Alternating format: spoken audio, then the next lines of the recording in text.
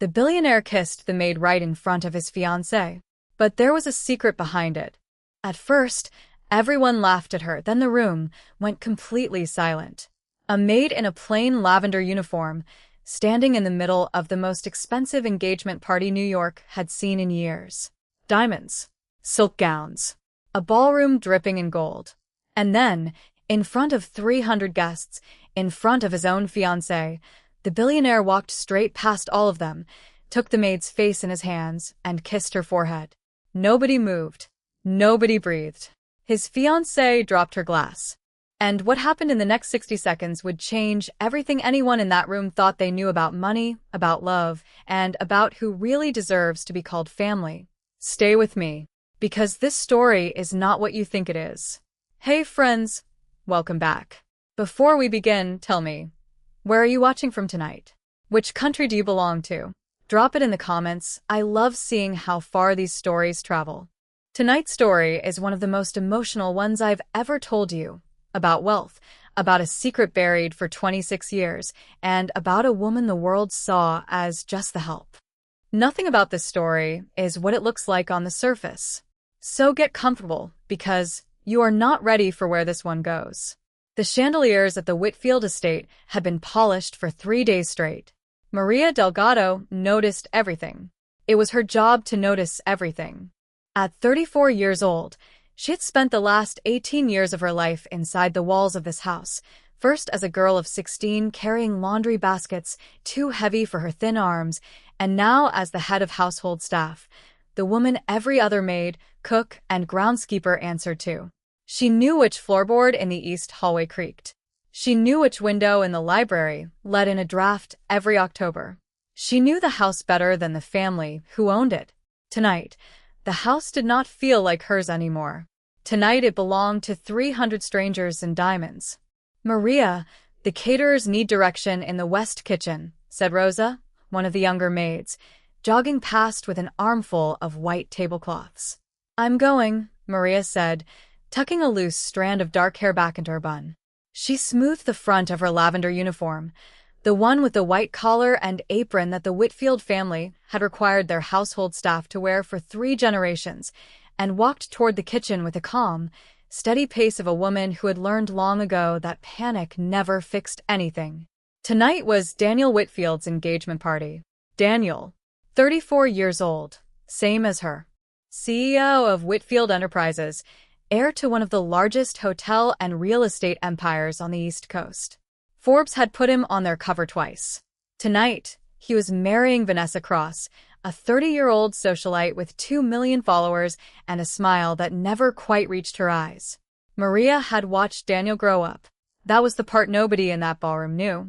Not the guests sipping champagne under the crystal chandeliers, not the photographers stationed outside the gates, not even Vanessa herself. To all of them, Maria Delgado was simply staff. A uniform, a face that refilled glasses and disappeared into hallways. But Maria remembered a different Daniel, a boy of 8 years old, curled up on the floor of his bedroom closet in the middle of the night, sobbing so hard he couldn't breathe, 3 weeks after his mother's funeral. She remembered his father, Richard Whitfield, a man so consumed by grief and by rebuilding the family business that he barely looked at his own son for almost 2 years. She remembered being 19 years old herself, newly widowed, grieving her own husband, finding this frightened little boy in the dark and sitting with him until sunrise because there was no one else in that enormous house who would. She never told anyone this story. Daniel had asked her not to once, years ago, when he was old enough to understand what people would say if they knew the heir to Whitfield Enterprises had been raised, in every way that mattered, by the housekeeper's daughter. Maria, Rosa's voice snapped her back to the present. The florist is asking about the centerpieces for table 12. Tell them white roses only, no lilies. Miss Cross doesn't like lilies, Maria said automatically. She had spent the past 6 months memorizing Vanessa Cross's preferences the way she'd once memorized Daniel's childhood fears, carefully, thoroughly, without complaint. By 7 o'clock, the ballroom was alive. String quartet in the corner. A fountain of champagne near the terrace doors. Guests in gowns that cost more than Maria made in 5 years, laughing under lights that had taken the electrical staff 2 full days to install. Vanessa floated through the room in a blush pink gown, diamonds at her throat, her golden hair curled to perfection, greeting senators and CEOs and minor celebrities with the practiced warmth of someone who had spent her entire adult life being looked at. Maria kept to the edges of the room, directing staff, refilling trays, making sure every detail was perfect for a wedding she would never be invited to, for a life Daniel was building that had no room in it, publicly at least for a woman like her. She didn't resent it. That was the strange thing. She had made her peace with her place in this world a long time ago. What she carried instead, quietly, in a small worn envelope tucked into her uniform pocket that night, was something far heavier than resentment. It was a letter from her doctor, delivered that afternoon, unopened. She had been putting off opening it for 3 days, ever since the nurse had called and asked her, gently, to come in and discuss her test results in person rather than over the phone. Maria knew what that meant. She had worked in enough hospitals as a young widow, cleaning rooms to make ends meet before the Whitfield family hired her, to know exactly what come in and discuss it in person usually meant. Tonight, of all nights, was also the anniversary. 9 years ago tonight, her husband Marco had died in a car accident on the Deconic Parkway, coming home from a job interview he'd been so excited about. 9 years of anniversaries she had spent quietly, usually alone in her small apartment above a bakery in Yonkers, lighting a candle and looking at his photograph. This year, there had been no time. This year, she was serving champagne to 300 strangers while an unopened letter sat against her heart like a stone. She didn't know yet that within the hour, everything, her carefully guarded secret, her quiet dignity, the wall she'd built around her heart for 18 years, was about to come crashing down in front of every camera in that room. The laughter started near the dessert table. Maria had been carrying a tray of champagne flutes across the marble floor when her heel caught the edge of a rug that had been laid down that morning for the event. She stumbled. 2 glasses tipped and shattered against the floor, champagne splashing across the hem of a woman's ivory gown. "Oh my God!" the woman shrieked, jumping back, more startled than actually hurt. Conversation near them stopped. Heads turned. And then, from somewhere in the small cluster of guests, someone laughed, a sharp, cruel little laugh, quickly followed by 2 or 3 others, the kind of laughter people give when they've decided someone beneath them has just confirmed exactly what they expected. "Careful," Vanessa Cross said, appearing at the woman's side with a napkin, her voice pitched just loud enough to carry. "The help gets nervous around real crystal, I suppose." More laughter. Maria felt her face burn, but she kept her eyes down, kept her voice level. "I'm so sorry, ma'am. I'll clean this immediately." "See that you do," Vanessa said, waving a manicured hand dismissively, already turning back to her guests with a bright smile, as if she hadn't just humiliated a woman twice her age in front of half the room. Honestly, Daniel's father should really train his staff better before events like this. Maria knelt down, gathering broken glass into a linen napkin with steady hands, though her fingers trembled slightly, not from embarrassment, but from something else. Something she'd been holding in for 3 days, finally pressing up against the back of her throat. She didn't see Daniel watching from across the room, his jaw tight, a muscle working in his cheek. He had heard every word. He started toward her, but his father's business partner intercepted him with a handshake and a booming greeting, and by the time Daniel extracted himself, Maria had already disappeared toward the kitchen, tray in hand, spine straight, refusing to let anyone see her cry. In the kitchen, away from the noise of the party, Maria set the tray down on the steel counter and gripped the edge of it with both hands. She closed her eyes. "Breathe," she told herself. "You have handled worse than this. You have buried a husband. You have raised yourself out of nothing.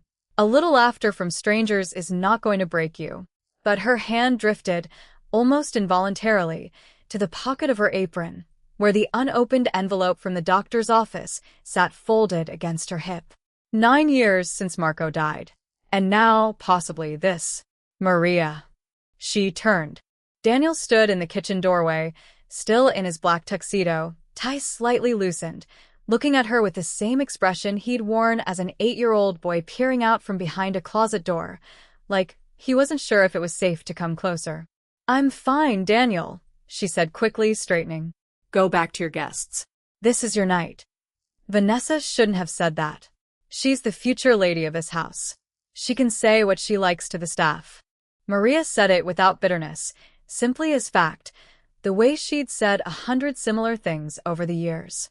Daniel crossed the kitchen and stood in front of her, lowering his voice. "You're not staff to me. You know that." "Tonight I am," she said softly. "Tonight, in that room, I am exactly what everyone thinks I am. And that's how it has to be." He studied her face for a long moment, and something in his chest tightened. He had known Maria his entire conscious life. He knew her tells, the way her jaw set when she was holding something back, the way her eyes went distant when she was thinking about Marco. He'd seen that same look on her face at least a dozen times over the years, usually in October. "It's the anniversary," he said quietly. "Not a question." Maria's composure cracked, just slightly, just for a second, before she caught it. 9 years, she whispered. "I'm sorry." "I should have remembered. I should have given you the night off. I wouldn't have taken it. This is your engagement, Daniel. I wasn't going to miss it for my own grief." He wanted to say something more, but Rosa burst through the kitchen door just then, breathless. "Maria, they need you back in the ballroom. Miss Cross is asking why the champagne fountain hasn't been refilled." "I'm coming," Maria said, already reaching for a fresh tray, already rebuilding the wall around herself, brick by brick, the way she had learned to do a long time ago. Daniel watched her go, and for the first time in longer than he could remember, he felt something close to fury, not at Maria, but at the room full of people who would spend the next 3 hours praising his generosity and good taste, without ever once looking Maria Delgado in the eye and seeing the woman who had held him together after his own mother died. He didn't yet know about the letter in her pocket.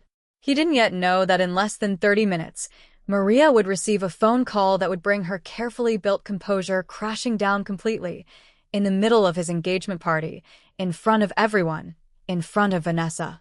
At 8:47 p.m., Maria's phone buzzed in her apron pocket. She was in the small staff hallway just off the main ballroom, arms full of empty glasses, when she felt the vibration against her hip. She set the tray down on a side table and pulled out her phone, expecting a text from Rosa about the dessert service. It was Dr. Patterson's office. Her stomach dropped. She had specifically told them she'd come in Monday morning to discuss the results in person. Why would they call tonight, on a Saturday, unless— "Hello," she answered, stepping further into the shadowed hallway, away from the noise of the party. "Maria, it's Dr. Patterson. I'm sorry to call so late and on a weekend, but I wanted to reach you before Monday. We got your biopsy results back faster than expected, and I didn't want you waiting through the weekend not knowing." Maria's hand found the wall behind her, steadying herself. "Okay," she said, her voice barely above a whisper. "It is breast cancer, Maria. Stage 2. I know that's a lot to hear over the phone, and I'm sorry for that. But I want you to know it's treatable, very treatable, at this stage, with the right care. I'd like to see you Monday morning to talk through next steps, surgical options, everything. Is there someone with you right now? Someone who can be with you tonight?" Maria opened her mouth, but no sound came out. The hallway seemed to tilt slightly beneath her feet. 9 years to the day since she'd lost Marco, and now this. Marco, who had wanted children they never got the chance to have. Marco, who used to tease her that she'd outlived them all out of sheer stubbornness. "Maria? Are you there?" "I'm here," she managed. Thank you, Dr. Patterson. I'll come Monday." She ended the call and stood frozen in the hallway, the phone shaking slightly in her hand. The sounds of the party, laughter, music, the clink of champagne glasses, suddenly unbearably loud, unbearably far away, like she was underwater and the whole world was happening somewhere above the surface. She didn't hear Daniel approach. She only realized he was there when his hand touched her shoulder. "Maria? You went pale. What's wrong?" She tried to speak and instead felt her knees buckle slightly. Daniel caught her arm, steadying her, alarm flooding his face. "Maria, Talk to me. It's nothing, she whispered, but her eyes were filling despite every ounce of willpower she had left. 9 years of composure finally giving way all at once, in the worst possible moment, in the worst possible place. It is not nothing, Daniel said gently, guiding her into the small reading room just off the hallway, away from any passing eyes, closing the door partway behind them. Please. Whatever it is, you can tell me. You have never once, in 26 years, let me see you cry. So whatever this is. I have cancer, Daniel. The words came out in a broken rush, quieter than she meant them, and saying them out loud for the first time made them horribly, irreversibly real. Breast cancer. Stage 2. They just told me. Tonight. 9 years to the day since I lost Marco, and now this, and I don't know how to. She couldn't finish. Daniel pulled her into his arms without hesitation, the way she had once pulled him into hers when he was 8 years old and sobbing in a dark closet, and Maria, who had not let herself fall apart in front of another living soul in 9 years, pressed her face against his shoulder and wept.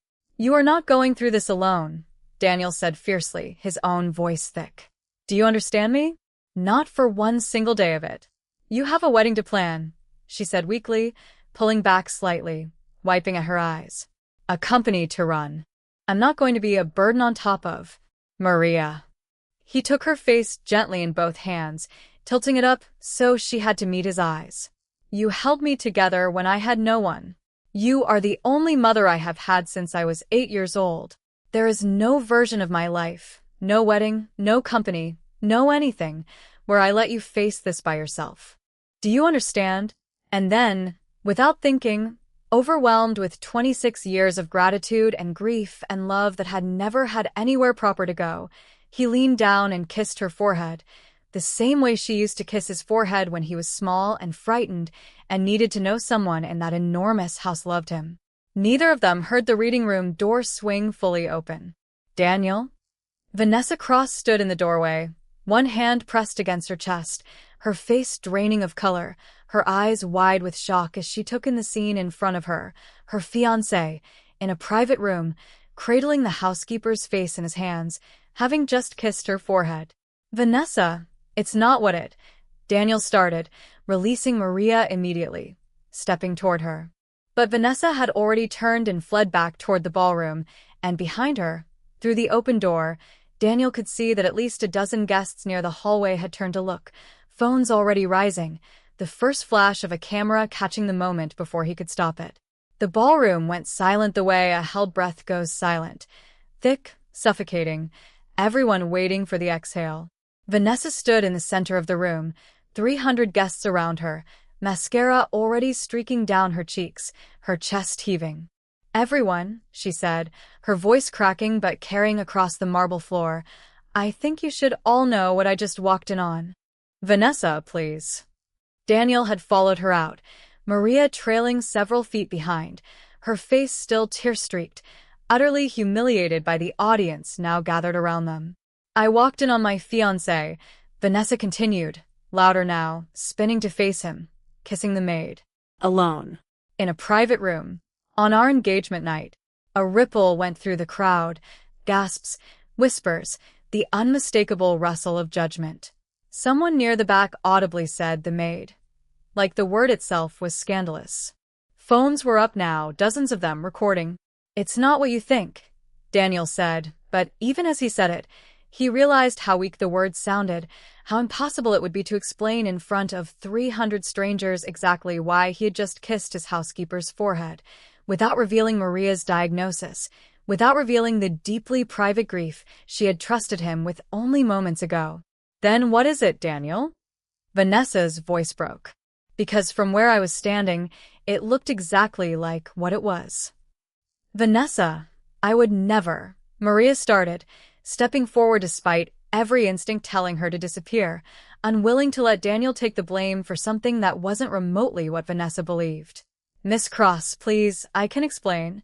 I don't want to hear it from you. Vanessa snapped, rounding on her. All the polished composure gone now, replaced by raw, humiliated fury. You've been in this house, in this family, for how long? 20 years? And this whole time I thought you were just the help. God, everyone in this room probably thinks I'm an idiot right now. Vanessa, that's enough, Daniel said sharply, stepping between them. Maria has done nothing wrong. If you want to be angry with someone, be angry with me. Oh, I am angry with you, Vanessa said, her voice shaking. I am furious with you. I just don't understand why. Why her, Daniel? Why the maid? The word landed like a slap, and Daniel felt something in him snap.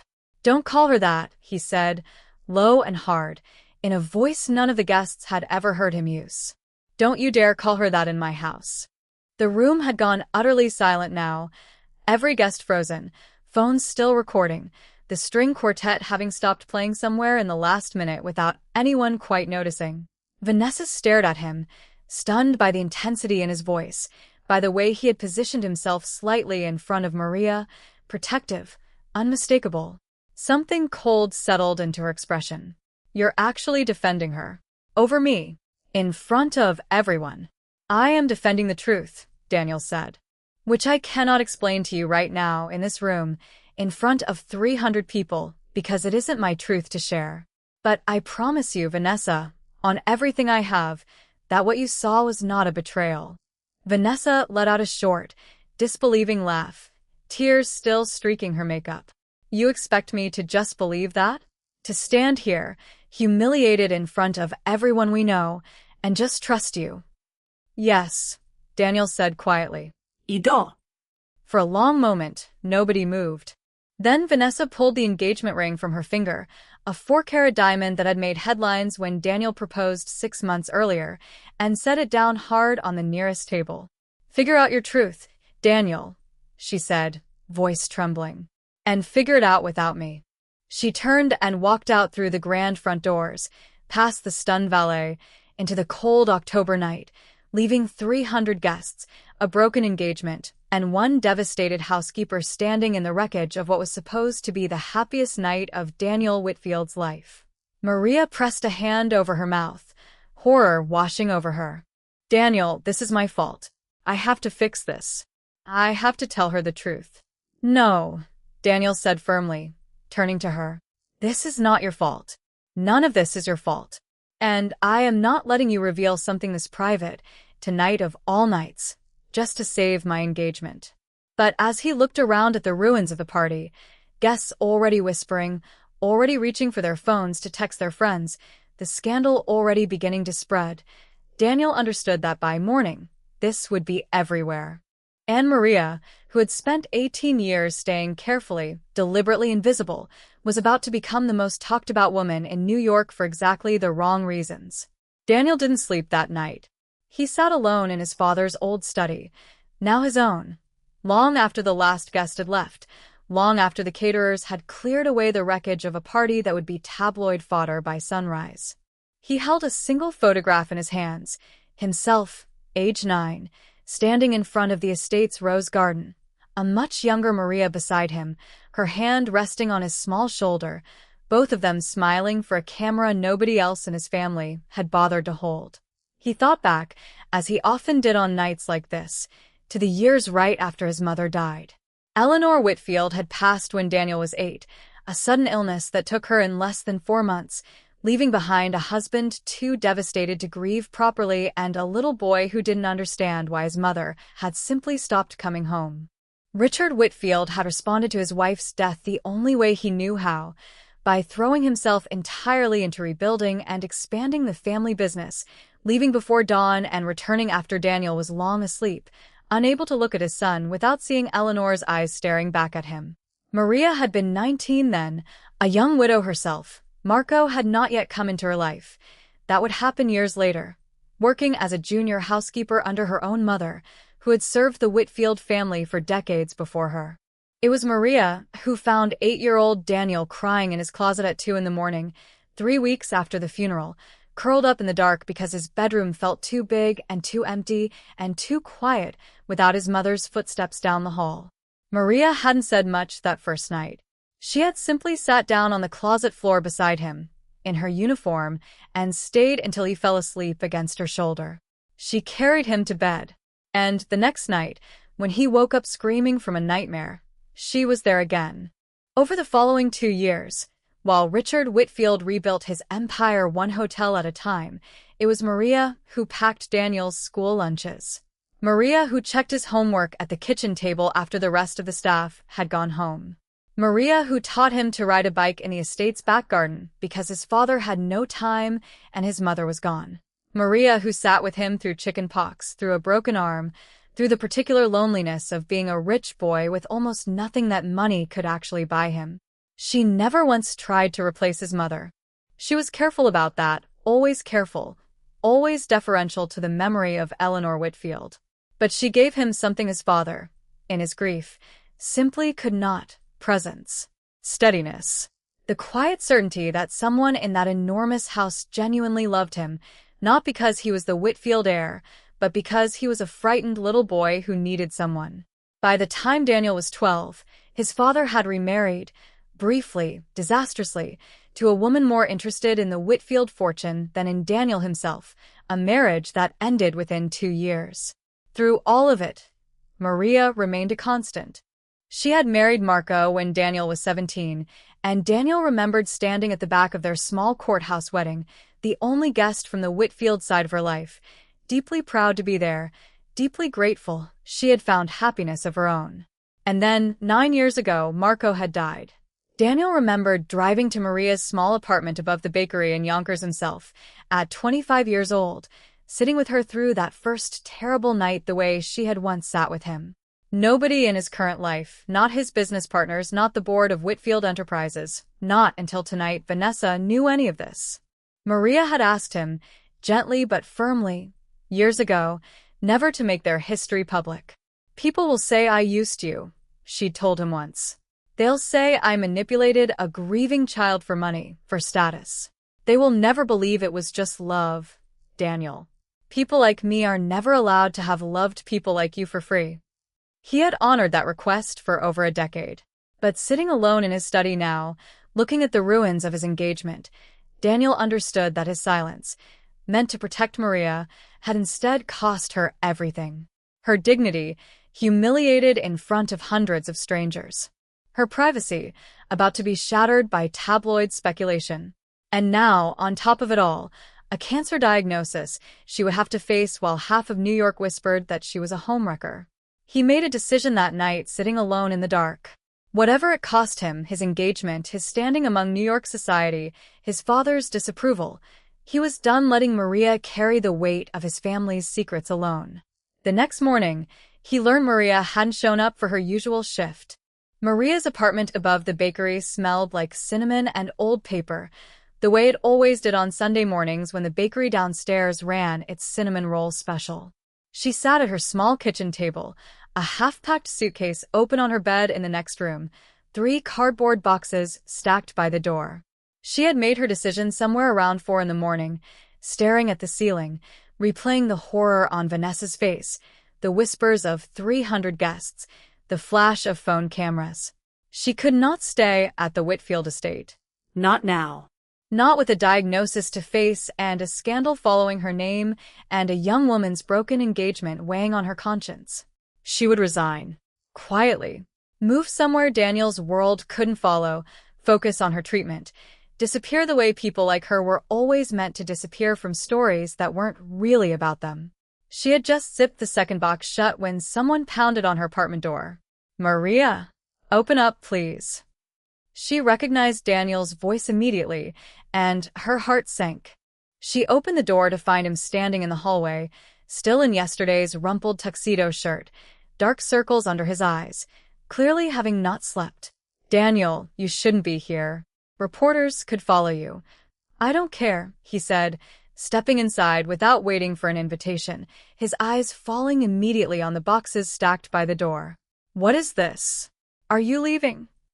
"I have to," Maria said quietly, closing the door behind him. "Daniel, look at what happened last night. Your engagement is over. Your family's name is going to be in every tabloid in the city by tomorrow morning, and it's because of me. Because of what people think they saw. I can't stay and make it worse. I can't be the reason your life falls apart." "You are not the reason anything fell apart," Daniel said firmly. I kissed your forehead because you told me you had cancer on the anniversary of your husband's death, and every instinct in my body wanted to comfort the woman who raised me. That is not a scandal, Maria. That is not something you need to run from. The world doesn't see it that way. The world sees a maid and a billionaire in a private room, and they will never see anything else. That's how these stories always go. Then I'll change how the story goes, Daniel said. I'm done hiding what you did for me, Maria. I have spent 26 years protecting a secret that was never shameful to begin with. The secret that a housekeeper's daughter raised a grieving boy with more love than half the people in that ballroom last night have ever shown anyone in their lives. I am done being ashamed of that. And I am done letting you carry a cancer diagnosis alone in some apartment while I go on with my life pretending last night never happened. Maria's eyes filled with tears again, exhaustion and grief, and something like hope all tangled together. Daniel, your fiancé left you. Because of me. Vanessa left because I couldn't explain myself, not because of anything you did, Daniel said. And I intend to explain myself. Properly. Today. If she's willing to listen. And if she isn't? Daniel was quiet for a moment. Then I lose an engagement built on a version of my life that was never entirely honest to begin with, he said. But I am not going to lose you, Maria. Not to cancer if I can help it, and not to some idea that you don't deserve to be treated like family just because you once wore a uniform in my house. Please, unpack your boxes. Come to Dr. Patterson's office with me tomorrow. Let me be there, the way you were there for me. Maria stood in her small kitchen, looking at this man she had raised from a frightened boy into someone capable of standing in a doorway and refusing to let her disappear, and for the first time since the phone call last night, she let herself cry without trying to hide it. Vanessa Cross opened her penthouse door at 2 p.m. That afternoon, still in yesterday's makeup, eyes swollen from crying, clearly surprised to find Daniel standing there. I have nothing to say to you, she said, though she didn't close the door. Then just listen, Daniel said quietly. 5 minutes. That's all I'm asking. She hesitated, then stepped back, allowing him in.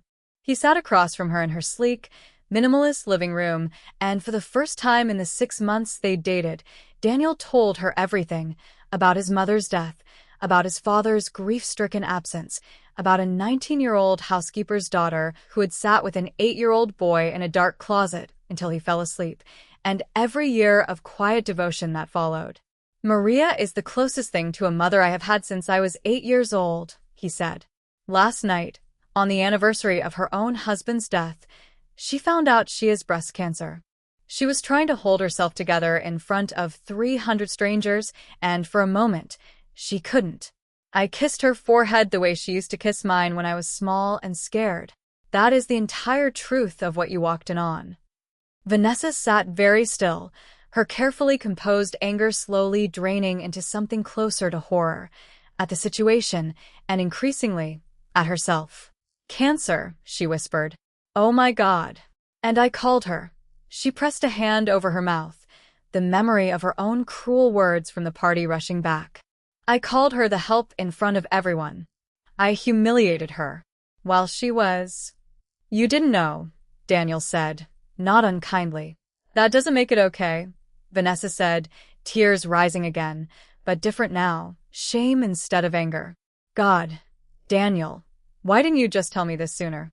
About your childhood, about her? I would have understood. I would never have said those things if I'd known. I kept it private because Maria asked me to years ago. She was afraid people would say she'd manipulated a grieving child for money and status. She's spent her whole adult life staying invisible, so no one could accuse her of that. Daniel's voice tightened.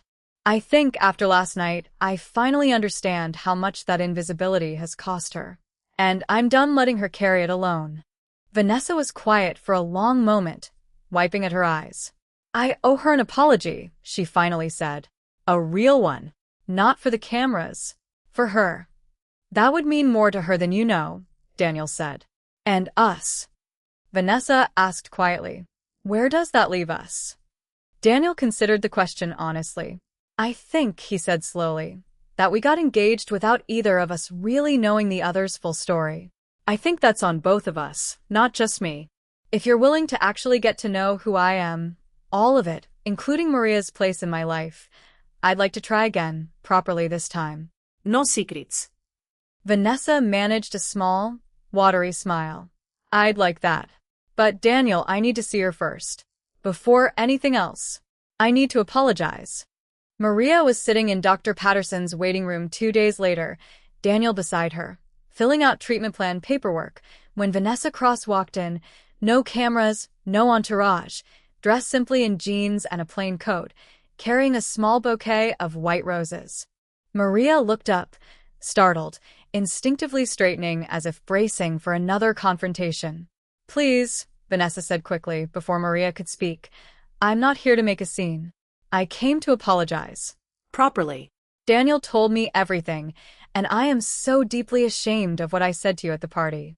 You've spent nearly 2 decades raising the man I love, quietly, without any recognition, and I repaid that by humiliating you in front of hundreds of people on what I now know was one of the worst nights of your life. I am so sorry, Maria. I mean that with everything in me. Maria's eyes filled with tears, overwhelmed by the sincerity in the younger woman's voice. Thank you, she said softly. That means more than you know. Vanessa sat down beside her, setting the roses on the empty chair between them. I want to help, however I can. I know money can't undo what I said, but Daniel told me you're starting treatment, and I have connections, Dr. Patterson's colleague, actually, is one of the leading oncologists on the East Coast if you'd want a second opinion, or if you just want someone in your corner through this. Over the following weeks, something Maria never expected began to take shape. Daniel quietly funded her complete medical treatment, insisting it was the smallest possible repayment for a debt he said could never truly be repaid. Vanessa, determined to make amends, accompanied Maria to appointments when Daniel's business obligations made it impossible for him to attend, sitting beside her during chemotherapy sessions, bringing her books, learning, slowly, genuinely, who this remarkable woman actually was, beyond the uniform, beyond the misunderstanding that had once torn her engagement apart. The Whitfield household staff, who had quietly adored Maria for years, rallied around her as well. Rosa organized a rotating schedule, so someone was always available to drive Maria to and from treatment. The cook began preparing meals specifically designed to help with the nausea that came with chemotherapy. Small kindnesses, stacked one on top of another, from people who had always seen Maria's worth even when the world outside those gates hadn't. Daniel visited her every single day. Some days they talked for hours, filling in 26 years of memories neither of them had ever spoken aloud to anyone else. Other days, when the treatment left her too exhausted to speak, he simply sat beside her bed and held her hand, the way she had once held his through nightmares she never told another soul about. You don't have to keep doing this, Maria told him one evening, weak from her second round of chemotherapy, watching him read quietly in the chair beside her hospital bed. I know, Daniel said, not looking up from his book. I'm doing it because I want to. Get some rest, Mom. He said the words so easily, so naturally, that it took a moment for its weight to land. Maria turned her head toward him, tears sliding silently down her face, not from grief this time, but from something warmer, something she had waited 26 years to hear spoken freely, without fear, without secrecy. You've always been my son, Daniel, she whispered. I just never thought I'd be allowed to say it out loud. You are now, he said, finally looking up, his own eyes bright. As loud as you want, for as long as you want. 6 months later, the Whitfield estate was transformed once again, not for a scandal-plagued engagement party this time, but for something the local papers called New York's most unusual wedding, though anyone who actually attended understood there was nothing unusual about it at all. It was simply honest. Daniel and Vanessa had rebuilt their relationship slowly, deliberately, on a foundation far sturdier than the one they'd started with, one built on truth instead of image, on understanding instead of assumption. When Daniel proposed again, in the same rose garden where a young Maria had once stood beside a 9-year-old boy for a photograph nobody else had wanted to take, Vanessa said yes, without a second's hesitation. But the wedding itself would look nothing like the party 6 months earlier. Maria, her treatment progressing well, her doctors cautiously optimistic, was seated in the front row. Not in a uniform, but in a soft blue gown Vanessa herself had helped her choose, her hair growing back in soft dark curls after the chemotherapy, her presence there unquestioned, undisputed, exactly where she belonged. When the officiant asked if anyone wished to say a few words before the vows, Daniel stood, looked directly at Maria, and spoke without notes. "Most of you know me as the CEO of Whitfield Enterprises," he said, his voice carrying across the quiet garden. "Some of you might remember an engagement party 6 months ago that ended rather differently than planned. What almost none of you know is the reason for that night, because I spent 26 years keeping it private, out of fear that the truth would be twisted into something ugly." He paused, looking at Maria, whose eyes were already glistening. "The truth is that after my mother died, when I was 8 years old and my father was too broken by grief to raise me, a 19-year-old housekeeper's daughter sat with me in a dark closet until I fell asleep and never once stopped showing up after that. She taught me to ride a bike. She sat with me through chicken pox and broken bones, and every nightmare I ever had. She is, in every way that has ever mattered, my mother. Her name is Maria Delgado, and she is the reason I know how to love anyone at all, including the woman I am about to marry." A ripple went through the garden. Not laughter this time, not judgment, but something closer to reverence. Several guests were openly crying. Vanessa reached for Maria's hand, squeezing it gently. 6 months ago, this family, my family, nearly lost the person who quietly held it together for a quarter of a century, both to a misunderstanding that never should have happened, and to a diagnosis that terrified all of us, Daniel continued. "Today, I want everyone here to know exactly who Maria Delgado is. Not the help, not the maid. My mother, in every sense that has ever counted. And I am done letting the world pretend otherwise." Maria stood, unable to stay seated any longer, and Daniel crossed the garden to embrace her in front of everyone. No shadows, no hallways, no need to hide, 300 guests witnessing openly what had once been forced into secrecy. A year passed. Maria's last scan came back clear in the spring. No evidence of disease, her oncologist told her, using the careful, hopeful language doctors use when they mean the very best news a cancer patient can hear. She celebrated with Daniel and Vanessa at a small dinner, nothing lavish, just the three of them and a homemade cake Rosa had insisted on baking herself. The Whitfield estate looked different now, in ways that had nothing to do with chandeliers or flowers. Maria still lived in her apartment above the bakery in Yonkers, by choice, though she visited the estate nearly every day, not as staff any longer, but as family, a distinction the entire household now understood without question. She had officially retired from her position as head housekeeper, though she jokingly told Rosa, who had been promoted in her place, that she'd still be checking for dust on the east hallway bookshelves out of habit for the rest of her life. Daniel had used his platform, quietly at first and then more publicly, to establish a foundation providing financial support and healthcare access to domestic workers across New York State, women and men like Maria, who spent decades caring for other people's families, often without the security or recognition they deserved. He named it, simply, the Delgado Foundation, over Maria's initial and considerable objection. "You don't need my name on a building, Daniel," she told him. "It's not on a building," he'd replied. "It's on 12,000 healthcare grants for people like you. Let me have this." Vanessa, for her part, had become one of the foundation's most active advocates, using her platform not to sell products or promote parties anymore, but to tell the story, with Maria's permission, finally, after all these years, of the housekeeper's daughter who raised a grieving billionaire's son with nothing but love and steady presence, and asked for nothing in return. On a quiet Sunday evening that autumn, almost exactly 1 year after that fateful engagement party, Daniel sat with Maria in the same rose garden where it had all begun so long ago, where a 19-year-old girl had once posed for a photograph with a 9-year-old boy nobody else had time for. "Do you ever think about how different things could have gone?" Maria asked, watching the sun set over the estate grounds. If Vanessa hadn't walked in that night? If the truth had just stayed hidden forever? Daniel considered the question. I think we would have kept living a smaller, quieter version of the truth, he said. And I think you would have kept believing you weren't allowed to be loved out loud. I'm almost grateful it happened the way it did.